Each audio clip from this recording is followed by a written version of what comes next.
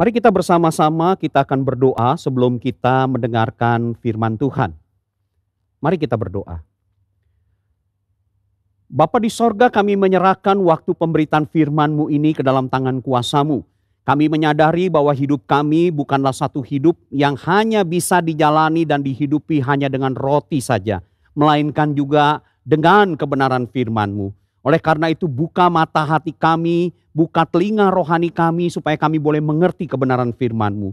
Tuhan, Engkau yang kiranya juga menolong hamba-Mu, memampukannya untuk bisa menguraikan firman-Mu dengan jelas. Berbicaralah ya Tuhan, kami anak-anak-Mu siap untuk mendengarkannya.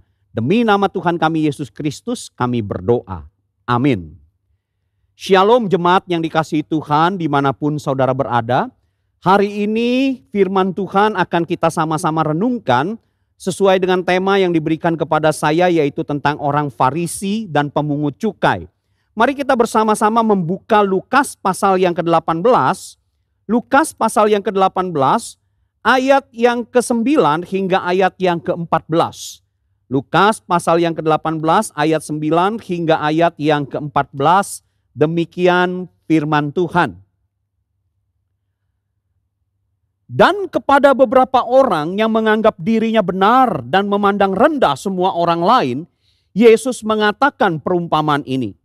Ada dua orang pergi ke bait Allah untuk berdoa. Yang seorang adalah Farisi dan yang lain pemungut cukai. Orang Farisi itu berdiri dan berdoa dalam hatinya begini. Ya Allah, aku mengucap syukur kepadamu karena aku tidak sama seperti semua orang lain. Bukan perampok, bukan orang lalim, bukan pezina, dan bukan juga seperti pemungut cukai ini. Aku berpuasa 2 kali seminggu. Aku memberikan 1/10 dari segala penghasilanku. Tetapi pemungut cukai itu berdiri jauh-jauh. Bahkan ia tidak berani menengadah ke langit, melainkan ia memukul diri dan berkata, Ya Allah, kasihanilah aku orang berdosa ini. Maka aku berkata kepadamu, orang ini pulang ke rumahnya sebagai orang yang dibenarkan Allah dan orang lain itu tidak. Sebab barang siapa meninggikan diri, ia akan direndahkan. Dan barang siapa merendahkan diri, ia akan ditinggikan. Saudara, satu hari ada seorang yang bernama Suryo pergi bertamu ke daerah penghasil buah nangka. Lalu di sana dia disuguhi nangka dengan kelapa parut. Maka Suryo setelah melihat itu, karena dia disuguhi, dia tanpa ragu disantaplah nangka itu. Dan kemudian sebelum dia menyantap nangka itu dicocolkannya di dalam kelapa parut itu. Makan beberapa butir nangka yang sudah dicampur kelapa parut itu oleh Suryo, dalam hati Suryo merasa agak heran. Kok lucu ya di sini makan nangka dicampur dengan kelapa parut. Tapi ya karena disuguhi, ya Suryo tetap memakannya saja sebagai sikap untuk menghargai. Setelah beberapa nangka itu habis dimakan oleh Suryo, Suryo kemudian memberanikan diri bertanya kepada si ibu yang menjamunya itu. Maaf Bu, baru kali ini saya makan nangka dengan kelapa parut. Si ibu kemudian menjawab sambil menatap Suryo, dia menjawab begini, maaf Pak, saya juga baru pertama kali melihat ada orang yang makan nangka dengan kelapa parut. Makin bingunglah Suryo, maka dia bertanya, loh kalau begitu kelapa parut itu tadi untuk apa? Si ibu terdiam sebentar, kemudian sambil malu-malu dia jawab begini, kelapa parut itu sebenarnya untuk membersihkan tangan Pak. Karena setelah makan nangka, biasanya tangan kita itu pasti lengket. Lalu lengketnya itu dibersihkan oleh kelapa parut itu. Lagi pula Pak, kelapa parut yang tadi itu sebenarnya sudah 3 hari dan sudah beberapa kali dipakai untuk membersihkan tangan para tamu yang makan nangka. Saudara bisa bayangkan, tidak diare dan tidak terserang COVID-19 sudah bagus bagi si Suryo ini. Saudara, Suryo itu sok tahu, sok pinter, sok bener, tapi akhirnya mencelakakan dirinya sendiri. Karena memang saudara sekalian, itulah manusia. Manusia yang merasa bertindak benar tetapi ternyata salah fatal adalah sebuah kebodohan yang mencelakakan hidupnya. Saudara, hal seperti inilah yang terjadi di dalam diri orang-orang yang digambarkan seperti orang Farisi yang datang ke bait Allah untuk berdoa di dalam perumpamaan yang Tuhan Yesus sampaikan. Saudara, ayat yang ke-9 dengan jelas Tuhan Yesus memberikan tujuan pengajarannya, yaitu apa? Untuk memaparkan tentang konsep hidup yang salah, yaitu bagaimana seseorang itu dibenarkan di hadapan Tuhan. Pendengarnya Yesus katakan juga itu jelas, yaitu apa? Yesus tujukan pengajarannya ini kepada orang-orang yang merasa dirinya itu benar di hadapan Allah, sampai-sampai mereka berani memandang rendah semua orang lainnya. Saudara, kepada orang-orang seperti itulah perumpamaan ini diajarkan. Saudara, memang orang seperti ini digambarkan sebagai seorang Farisi yang dikatakan datang untuk berdoa ke bait Allah. Memang saudara harus diakui, pada masa itu orang-orang Yahudi itu memang memiliki konsep bahwa hidup yang benar di hadapan Allah adalah ketika mereka mampu melakukan tuntutan keagamaan mereka secara ketat.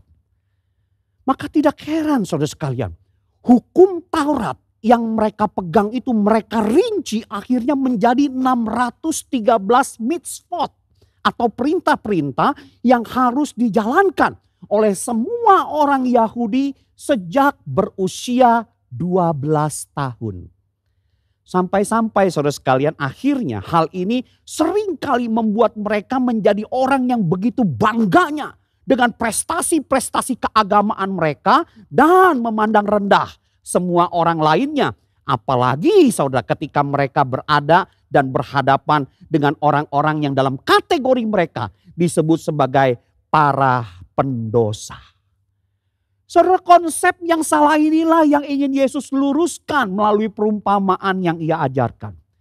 Dalam perumpamaan ini dikatakan ada dua orang yang pergi ke bait Allah untuk berdoa, yaitu seorang Farisi dan satu lagi seorang pemungut cukai. Saudara, kalau kita melihat orang Farisi ini, maka saudara kita akan melihat satu figur yang luar biasa secara penilaian manusia. Secara ukuran manusia bagaimana tidak luar biasa saudara sekalian. Berbicara soal keberadaannya dibanding dirinya dengan orang lain. Oh saudara, ia jauh lebih istimewa. Dikatakan bahwa ia bukan perampok. Ia bukan orang yang melakukan tindakan-tindakan kejahatan dengan mengambil barang orang lain secara paksa. Oh saudara, dia adalah orang yang baik dalam tatanan masyarakat dan pandangan manusia pada umumnya. Dan juga dikatakan bahwa dia juga bukan orang lalim. Orang yang melakukan tindakan-tindakan kejahatan dengan kekuasaan yang ia miliki terhadap sesamanya. Saudara, dia juga katakan bahwa dia bersyukur bahwa dia juga bukan seorang pezina. Seorang yang memanipulasi keberadaan diri orang lain, khususnya para wanita demi untuk kepuasan seksualnya. Oh saudara, bukan. Dia bukan orang yang melakukan hal-hal yang negatif seperti itu. Bahkan dia juga mengatakan dia bersyukur bahwa dia tidak seperti pemungut cukai itu. Seorang yang punya label sebagai pengkhianat bangsa yang mengambil pajak dari bangsanya tetapi pajak itu dilebihkan untuk keuntungan dirinya pribadi. Dia bukanlah orang yang melakukan tindakan-tindakan negatif seperti itu. Jadi kalau secara ukuran manusia dia adalah orang terhormat. Bahkan kalau secara keagamaan saudara sekalian juga bukan main-main. Dia katakan di dalam doanya bahwa dia berpuasa 2 kali 1 minggu. Saudara bisa bayangkan, hukum Taurat secara umum itu menentukan wajib berpuasa adalah 1 tahun 1 kali. Yaitu pada hari raya Yom Kippur atau hari penebusan. Namun saudara, Farisi ini melakukannya 2 kali seminggu. Sesuai dengan tradisi Yahudi atau tradisi orang-orang Farisi, biasanya mereka berpuasa setiap hari Senin dan hari Kamis. Dan rutin itu dia lakukan. Jadi kalau dalam soal ibadah, saudara, dia adalah seorang yang beribadah dengan ketat dalam keagamaannya sesuai dengan tuntutan dan ketentuan yang ada. Soal memberi persembahan saudara sekalian, dia katakan aku juga memberikan 1/10 dari segala penghasilanku. Dia seorang yang ketat membawa persembahan ke rumah Tuhan. Jadi kalau berbicara soal statusnya, dia orang terhormat. Soal kehidupan agamanya, saudara sekalian, dia boleh dikatakan lebih daripada teolog, saudara sekalian. Yang cuma kadang-kadang tahu untuk melakukan sesuatu, tetapi kadang gagal melakukan apa yang dia pahami tentang pengenalannya akan Tuhan. Kalau ini enggak, saudara sekalian. Nuntut luar biasa, melaksanakan kegiatan agama itu dengan sempurna. Wah, saudara sekalian, kalau kita ketemu jemaat yang seperti ini, atau orang yang seperti ini hidup sebagai jemaat Gereja Kristen Kalam Kudus Surakarta, maka mungkin segera akan dilamar oleh hamba-hamba Tuhan mungkin untuk jadi penasehat sinode, atau juga mungkin untuk menjadi penasehat majelis, atau juga mungkin untuk menjadi penasehat yayasan kita. Karena apa? Luar biasa, saudara sekalian. Namun saudara, kenyataannya, orang yang seperti ini ternyata Yesus katakan ketika dia pulang membawa dirinya dalam doa yang seperti itu. Dia adalah orang yang pulang tidak beroleh pembenaran dari Allah. Saudara, mengapa saudara sekalian? Bukankah segala tindakannya itu terhormat dan baik secara ukuran masyarakat umum maupun ukuran ketaatan dalam beragama? Tapi kenapa ia tidak dibenarkan oleh Allah ketika dia pulang dari bait Allah itu setelah dia berdoa? Saudara, problem utamanya saudara, itu adalah karena orang ini lewat semua perkataan dan tingkah lakunya. Orang Farisi ini tidak merasa membutuhkan kasih karunia Allah. Dari doa syukurnya saudara sekalian bisa melihat 4 kali kalau saudara perhatikan dengan teliti, dia berkata aku. Membuktikan saudara sekalian bahwa kepercayaannya itu ada pada dirinya sendiri, bukan kepada kasih karunia Allah. Farisi ini saudara sekalian berbangga diri. Di hadapan Allah dia bersyukur karena dia lebih tinggi daripada orang lain dan dia bisa melakukan kegiatan agama dengan begitu ketatnya. Mungkin dengan hal itu bisa membuat Tuhan terkesan kepadanya. Dia lupa saudara sekalian bahwa perbuatan baik manusia itu tidaklah sempurna sesuai dengan standar yang Tuhan inginkan. Maka itu tidak heran saudara sekalian. Pernah satu kali Tuhan Yesus dengan terus terang menantang orang-orang yang disebut orang-orang Farisi ini. Di dalam satu kisah kalau saudara membaca Injil, pernah Tuhan Yesus diperhadapkan dengan seorang wanita yang dituduh berzina dan akan dirajam oleh batu oleh orang-orang yang berjubah keagamaan ini dan merasa dirinya ini benar di hadapan Allah. Dan Tuhan menantang dengan terus terang. Barang siapa yang merasa dirinya sempurna tidak berdosa, dia yang harus pertama melempari wanita itu dengan batu. Saudara, mereka sadar seketat apapun mereka melakukan tindakan keagamaan mereka tidak bisa sempurna sesuai dengan standar Tuhan. Maka kemudian Alkitab mencatat orang-orang itu kemudian satu persatu meninggalkan tempat itu mulai dari yang tertua. Sama seperti kita saudara sekalian. Saudara, kalau kita merasa diri kita ini sudah beragama, banyak prestasi keagamaan yang kita buat, berani enggak? Satu waktu hidup kita itu ditayangkan di LCD gereja kita misalnya begitu ya. Inilah kehidupan 1 minggu pendeta Fri Suhandi. Apa yang ia katakan tertunjuk tuh. Wah, salah kata sama istri, berkata kasar sama istri. Apalagi kalau mulai masuk lagi apa yang dia perbuat. Wah, saudara lebih malu lagi misalnya begitu ya. Kenapa? Tidak optimal melayani Tuhan. Padahal Tuhan sudah memberikan kasih karunia yang luar biasa. Wah, penuh dengan cacat dan kekurangan. Apalagi kalau kemudian ditayangkan di LCD di gereja ini pikiran yang berseliweran di dalam pikiran pendeta Fri ini selama 1 minggu. Wah, saudara lebih ngeri lagi. Kalau sudah seperti itu mungkin saudara sekalian, siapapun orang yang ditayangkan hidupnya selama 1 minggu di LCD gereja ini tidak akan berani lagi untuk beribadah di gereja ini karena malunya. Kenapa saudara? Karena itulah hidup kita. Kita memang berjuang untuk melakukan yang baik tetapi tidak mungkin bisa sempurna sesuai dengan standar Tuhan. Dan bahayanya saudara sekalian, orang-orang yang mengandalkan perbuatan baik mereka ini sebagai satu sarana untuk menjadi benar di hadapan Tuhan, Saudara, ketika mereka berjuang di situ mereka bisa jatuh di dalam satu spiritualitas yang mengerikan. Yang saya sebut sebagai spiritualitas transaksional. Seakan-akan dengan prestasi keagamaannya dia bisa transaksi dengan Tuhan. Nah saudara, ini bahaya saudara. Orang yang mengandalkan perbuatan baik dalam kehidupan imannya akan menghasilkan spiritualitas transaksional dalam kehidupan rohaninya. Saudara, orang yang terjebak dalam spiritualitas transaksional ini itu akan membuat dia menjadi semakin jahat dalam pandangan Tuhan. Kenapa saudara sekalian? Karena sungguh-sungguh menjadi orang yang meninggikan diri di hadapan Tuhan dan Tuhan benci dengan orang yang seperti itu. Orang yang ada di dalam spiritualitas transaksional dia merasa dirinya itu tidak butuh Tuhan karena semua hal bisa dia selesaikan dengan kemampuan dirinya.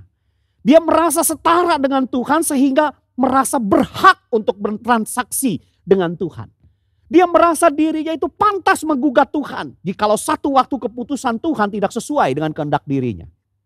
Dan dia merasa dirinya itu bisa mempengaruhi kemuliaan Tuhan melalui prestasi-prestasinya. Lupa kalau Tuhan itu maha mulia. Apapun yang kita lakukan tidak bisa menambah ataupun mengurangi kemuliaan Tuhan. Saudara, ini orang yang jatuh dalam spiritualitas transaksional. Sebagai orang yang meninggikan diri di hadapan Tuhan. Dan Alkitab mengatakan bahwa orang ini pulang tanpa beroleh pembenaran dari Allah. Berbeda dengan pemungut cukai saudara sekalian. Kalau saudara lihat pemungut cukai saudara sekalian ketika dia datang berdoa kepada Allah di bait Allah itu saudara sekalian. Dia datang tanpa membawa prestasi apapun yang bisa ia banggakan. Hanya hati yang hancur remuk karena kesadarannya sebagai orang berdosa yang ia bawa keberadaannya ini di hadapan Tuhan. Itu yang ia bawa. Dia akui saudara sekalian segala keberadaannya. Sebagai seorang pemungut cukai dia sadar bahwa ia telah menipu orang-orang sebangsanya sendiri. Dengan menarik pajak lebih dari apa yang ditetapkan dan sebagian diambil untuk keuntungan dirinya sendiri. Saudara, status sebagai pengkhianat bangsa adalah sebuah julukan yang melekat erat di dalam identitas dirinya. Maka ketika dia datang ke bait Allah pun dikatakan dia datang itu secara penuh dengan ketidaklayakan. Bahkan menadahkan tangannya saja pun, menatap langit pun dia tidak berani. Saudara, ini yang terjadi pada pemungut cukai. Bahkan ketika dia datang pun dia sadar bahwa ia tidak akan mampu menyediakan pembayaran korban penebus salah yang harus ia berikan kepada sesamanya untuk kejahatan yang ia perbuat selama ini. Saudara, dia hanya datang dengan hati yang hancur remuk di hadapan Tuhan, memohon belas kasihan Tuhan sebagai orang yang berdosa. Bukan korban persembahan penebus salah yang ia bawa. Hanya penyesalan akan dosa yang ia bawa ke altar Tuhan. Maka itu Alkitab berkata ia berdiri jauh-jauh. Walaupun mungkin sebagai seorang Yahudi dia bisa masuk ke dalam pelataran yang ada di depan. Tapi dia tidak berani untuk muncul di depan. Mungkin dia cari tempat yang tersembunyi dan di sana dia berdoa. Bahkan dikatakan menengadah ke langit pun ia tidak berani. Gak berani. Dia hanya bisa tertunduk, dia hanya membawa dirinya yang berdosa di dalam doa dan dikatakan sambil memukul-mukul dirinya. Dan memohon belas kasihan Tuhan. Dan dia berkata, ya Tuhan kasihanilah aku orang yang berdosa ini. Jadi saudara sekalian yang dia andalkan bukanlah prestasinya di hadapan Allah. Melainkan yang dia andalkan adalah belas kasihan dari kemurahan Allah. Kemurahan kasih karunia Allah bagi kehancuran hidupnya. Jadi kalau saudara lihat orang ini seperti seorang anak yang hilang. Seperti perumpamaan yang pernah Tuhan Yesus sampaikan juga. Ketika dia sudah merampok sebagian harta ayahnya dengan meminta apa yang menjadi hak warisnya. Padahal sang ayah itu belum meninggal dunia. Dia bawa dia pergi ke tempat lain. Foya-foya di sana. Habiskan harta itu sampai satu waktu dia temukan dirinya ada di kandang babi. Yang di dalam laparnya untuk memakan makanan babi pun dia tidak bisa mendapatkannya. Dan di dalam kondisi yang seperti itu dia teringat akan rumah ayahnya. Bagaimana hamba-hamba ayahnya itu hidup dengan baik dalam pemeliharaan ayahnya. Maka dia beranikan dirinya untuk pulang. Dia berkata kepada ayahnya, "Bapak, aku tidak layak disebut anak Bapak. Biar aku menjadi salah seorang bayaran atau hamba dari Bapak ini." Tetapi sang bapak yang melihat anaknya itu dikatakan berlari menyambut anaknya, memeluk anaknya yang hilang dan telah kembali itu. Dan kemudian memberikan jubah, memberikan pakaian yang baik, cincin, materai dan lain sebagainya. Menerima anak itu. Walaupun dia pergi meninggalkan tempat itu dengan membawa sebagian hartanya. Hidup hancur-hancuran di sana, pulang sebagai pengemis. Tapi sang ayah tetap menyambutnya. Itulah yang dialami oleh orang yang disebut sebagai pemungut cukai yang mengandalkan kasih karunia Allah ini. Nah, orang yang seperti ini saudara sekalian, ketika dia mengalami seperti ini maka spiritualitasnya akan bertumbuh di dalam dirinya ya seperti anak yang hilang itu. Yang ketika datang kepada Bapak sekalipun dia punya status sebagai anak dia katakan, "Bapak, aku tidak layak disebut anak Bapak lagi. Jadikan saja aku salah seorang upahan Bapak."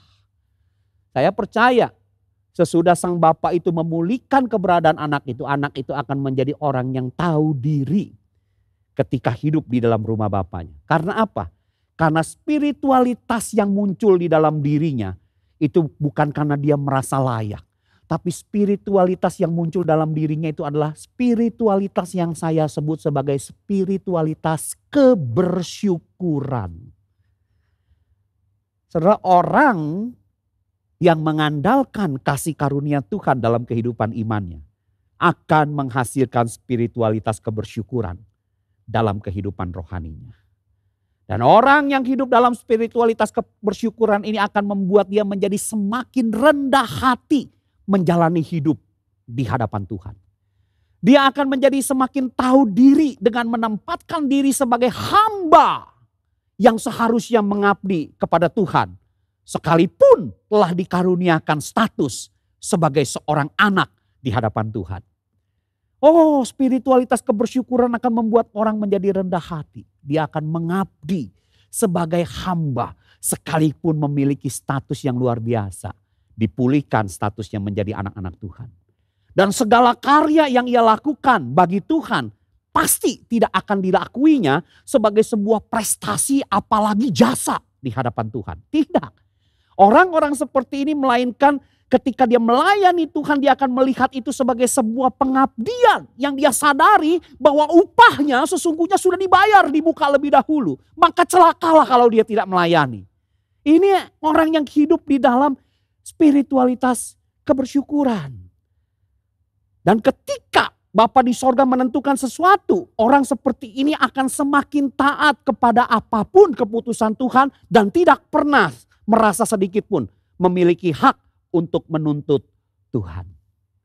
Maka tidak heran orang yang seperti inilah yang datang dengan hati hancur mengandalkan kasih karunia Allah. Yang Tuhan Yesus katakan, pemungut cukai ini pulang sebagai orang yang dibenarkan oleh Bapa di sorga. Jadi saudara sekalian, kalau kita melihat penguraian firman Tuhan ini, sebenarnya firman Tuhan ini ingin mengajarkan sebuah pesan kepada kita. Bahwa orang yang dibenarkan Allah adalah orang yang menyandarkan seluruh kehidupannya di dalam naungan kemurahan kasih karunia Allah. Sekalipun ia orang berdosa. Tapi kalau dia bisa merendahkan diri di bawah naungan kemurahan kasih karunia Allah. Orang ini adalah orang yang dibenarkan di hadapan Allah. Karena yang dia andalkan bukan prestasi dirinya. Tetapi kemurahan kasih karunia Allah. Saudara, kalau kita melihat gambaran yang seperti ini. Sebenarnya sesungguhnya Yesus ingin mengajarkan sebuah gambaran yang lebih besar lagi tentang pembenaran Allah bagi setiap orang berdosa yang datang kepada dirinya. Kepada Kristus. Yang digambarkan seperti orang yang datang ke bait Allah untuk berdoa. Karena apa saudara sekalian? Karena Yesus Kristus itu sesungguhnya adalah bait Allah yang lebih agung, lebih besar dan lebih mulia. Maka itu Kristus pernah mengumpamakan dirinya sebagai bait Allah. Ketika dia pernah mengatakan, robohkan bait Allah. Dalam 3 hari aku akan membangunnya kembali. Jadi kalau saudara melihat di dalam Yohanes pasal yang kedua, ayat ke-19 sampai 21, Yesus pernah berkata demikian. Jawab Yesus kepada mereka, rombak bait Allah ini. Dan dalam 3 hari aku akan mendirikannya kembali. Lalu kata orang Yahudi kepadanya, 46 tahun orang mendirikan bait Allah ini dan engkau dapat membangunnya dalam 3 hari. Tetapi yang dimaksudkan Yesus dengan bait Allah ialah tubuhnya sendiri. Saudara sekalian, ini adalah sebuah perkataan Yesus ketika Yesus menyucikan bait Allah itu yang sudah jadi tempat perdagangan. Mereka bertanya, apa hakmu? Sehingga engkau mampu berlaku seperti demikian. Yesus berkata jawaban seperti ini. Robohkan bait Allah. Dalam 3 hari aku akan membangunnya sendiri. Yang ia maksudkan adalah tubuhnya. Yang satu waktu akan dirobohkan, dihancurkan untuk penebusan dosa itu. Dan 3 hari kemudian dia bangkit dari kematian. Membuktikan dia adalah Tuhan yang berkuasa atas maut. Saudara, itulah bait Allah yang luar biasa. Yang tersedia bagi setiap orang berdosa yang mau datang. Yaitu siapa? Yesus Kristus Tuhan kita. Sang penebus dosa dunia. Maka itu saudara sekalian tidak heran. Ketika dia datang di dalam dunia ini, dia disebut sebagai firman yang menjadi manusia. Firman yang pada mulanya Allah kemudian menjadi manusia. Dan apa yang dikatakan oleh firman Tuhan saudara sekalian? Firman Tuhan mengatakan bahwa firman yang menjadi manusia ini datang kepada milik kepunyaannya. Untuk apa saudara sekalian? Yohanes 1 ayat yang ke-16 sampai 17 mengatakan demikian. Firman yang menjadi manusia itu datang ke dalam dunia supaya apa?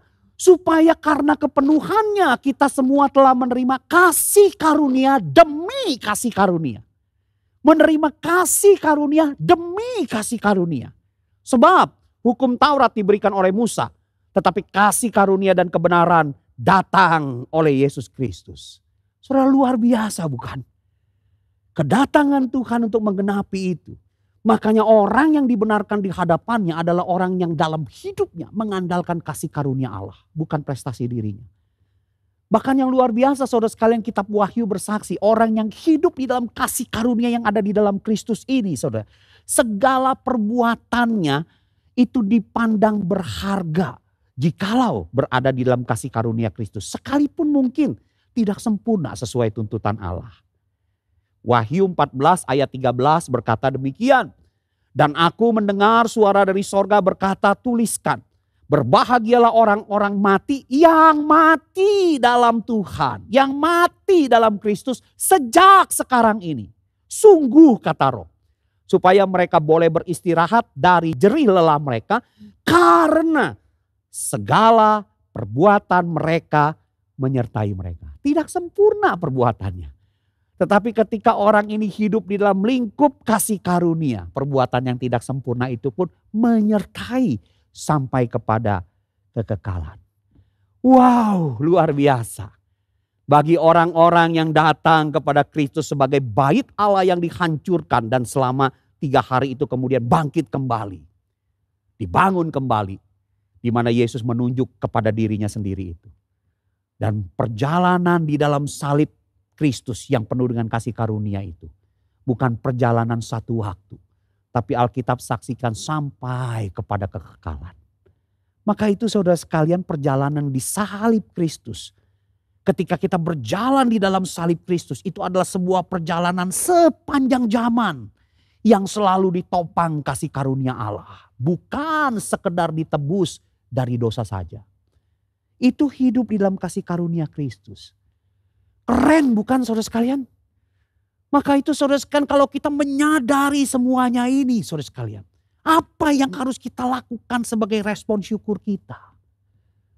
Apa aplikasinya bagi kita kalau kita sudah menjadi orang-orang yang hidup di dalam naungan kasih karunia itu? Maka saya mau katakan saudara sekalian, kalau saudara memahaminya, mengaminkannya, mulai saat ini hiduplah di dalam spiritualitas kebersyukuran. Bukan spiritualitas transaksional. Saudara, orang yang memahami kebesaran kasih karunia Allah bagi dirinya akan hidup di dalam spiritualitas sejati. Yaitu spiritualitas kebersyukuran. Dan kalau saudara mau melihat kepada Alkitab, saudara bisa melihat. Misalnya salah satu contohnya lah Rasul Paulus. Oh saudara sekalian, dia adalah orang yang sangat paham akan hal ini. Ia sadar bahwa sebagai seorang pendosa, ia telah beroleh kasih karunia Allah yang begitu besar. Maka itu kasih karunia Allah itu tidak menjadi sia-sia. Ia melayani Tuhan dengan giat sebagai respon syukur yang melimpah. Dan itu pun diakuinya. Bahwa pelayanannya yang ia kerjakan pun karena penyertaan kasih karunia Allah. Ada di dalam suratnya saudara sekalian. Dia pernah tulis di dalam 1 Korintus 15 ayat 9 sampai 10 dia berkata, karena aku adalah yang paling hina dari semua rasul, bahkan tidak layak disebut rasul. Sebab aku telah menganiaya jemaat Allah. Tetapi karena kasih karunia Allah, aku adalah sebagaimana aku ada sekarang. Dan kasih karunia yang dianugerahkan Allah kepadaku tidak sia-sia. Sebaliknya aku telah bekerja lebih keras daripada mereka semua. Saudara baca, tidak berhenti sampai di situ. Paulus kemudian mengakui, tetapi bukannya aku, melainkan kasih karunia Allah yang menyertai aku. Ini saudara orang yang hidup dalam spiritualitas kebersyukuran. Bagi orang yang hidup dalam spiritualitas kebersyukuran, perbuatan baiknya itu bukanlah harga untuk memperoleh pembenaran Allah.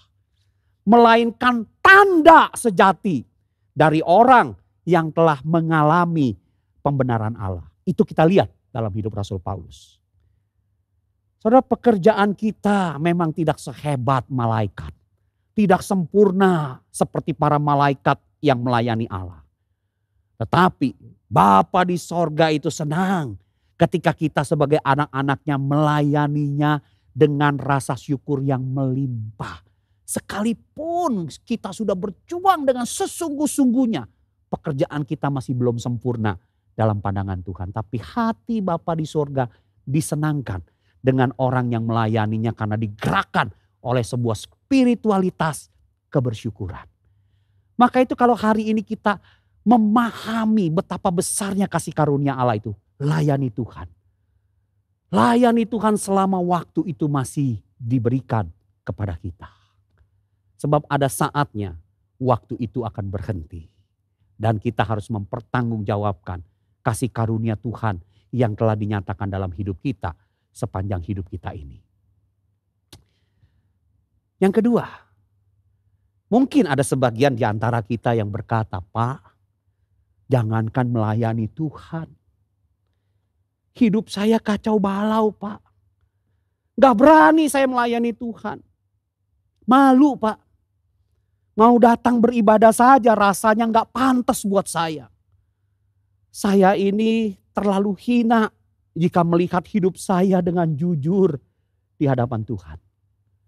Saudara, kalau saudara merasa menjadi orang-orang yang seperti itu dan di dalam kondisi seperti ini engkau ada dalam posisi itu. Saya hanya berkata, hampiri kasih karunia Allah yang memanggilmu pulang saat ini. Datang pada kasih karunia Allah di dalam Kristus. Karena di salib Kristus selalu tersedia pembenaran Allah yang sempurna bagi para pendosa seperti engkau dan saya. Datang. Hampiri kasih karunia Allah yang saat ini memanggilmu pulang. Saudara, sang pemungut cukai pulang sebagai orang yang dibenarkan Tuhan. Bukan karena prestasi, keagamaan ataupun perbuatannya yang luar biasa. Tetapi karena ia mau merendahkan diri di bawah naungan kasih karunia Tuhan. Saudara, kalau itu adalah kondisi hidupmu, jangan malu untuk menghampiri kasih karunia Allah yang ada di dalam Kristus Yesus Tuhan kita. Saudara, Bapa di sorga itu seperti Bapa yang sakit rindu bagi anak bungsunya yang terhilang dan dia menunggu anak itu pulang kepadanya. Itu Bapa di sorga. Saudara, ingat kisah anak bungsu yang tadi saya ceritakan? Pulang sebagai pengemis, tapi sang bapa dari jauh sudah kenal itu anaknya dan berlari serta memeluk anaknya yang sudah compang-camping tidak karuan itu. Kenapa? Karena hati Bapa di sorga rindu untuk anak-anaknya yang terhilang pulang kembali ke rumahnya. Dan itu tersedia di dalam kasih karunia Allah. Saudara, kalau mengingat hal ini saya teringat akan sebuah lagu yang ketika anak saya masih kecil, lagu sekolah minggu itu sering kali diputarnya. Lagu itu berbunyi demikian. Anak bungsu pergi ke negeri orang, tinggalkan bapaknya mengeluh.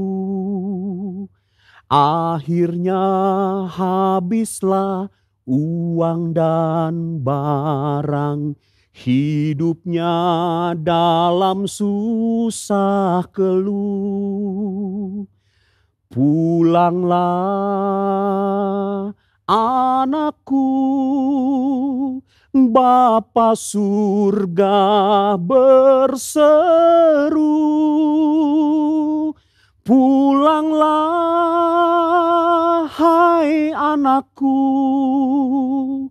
ada ampun Bapa bagimu. Itu hati Bapa di sorga. Maka kalau hari ini hidupmu hancur seperti sang pemungut cukai, hampiri kasih karunia Allah yang memanggilmu pulang. Mari kita bersama-sama kita berdoa. Saya persilahkan kita semua mengambil waktu sejenak di hadapan Tuhan. Saudara, kalau hari ini engkau menyadari kebesaran kasih karunia Allah yang ada di hadapanmu, layani Tuhan. Layani Tuhan. Sebab untuk seluruh hal yang kau kerjakan, Tuhan sudah bayar di muka dengan kasih karunia-Nya. Ketika dia mati di atas kayu salib untuk membenarkan engkau dan saya. Layani Tuhan dengan apapun yang kau punya. Dengan hidupmu, kepandaianmu, kekuatanmu. Dan juga dengan keuanganmu kalau Tuhan titipkan sesuatu yang bisa engkau pergunakan bagi Tuhan. Lakukan itu. Dengan spiritualitas kebersyukuran. Tapi kalau hari ini engkau datang seperti seorang pemungut cukai, memukul-mukul diri, malu dengan dosa-dosamu, Bapa di sorga memanggilmu pulang. Hampiri kasih karunia Allah yang memanggilmu pulang. Mari kita sama-sama kita tundukkan kepala, kita berdoa di hadapan Tuhan secara pribadi.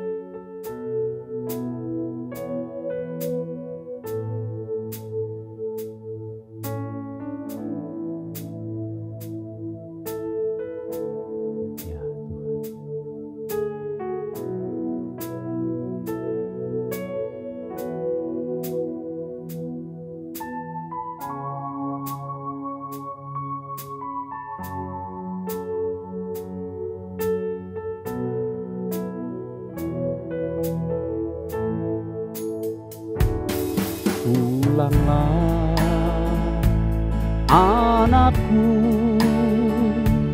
Bapa surga berseru. Pulanglah hai anakku, ada ampun Bapa bagimu. Pulanglah anakku, Bapa surga berseru. Pulanglah hai anakku, ada ampun Bapa bagimu. Ya Tuhan, Engkau dengarkan setiap doa yang jemaat-Mu ini sampaikan. Di bawah naungan kasih karunia-Mu, kiranya segala pembenaran dan kekuatan daripada-Mu boleh menyertai mereka satu persatu. Demi nama Tuhan kami Yesus Kristus, kami berdoa. Amin.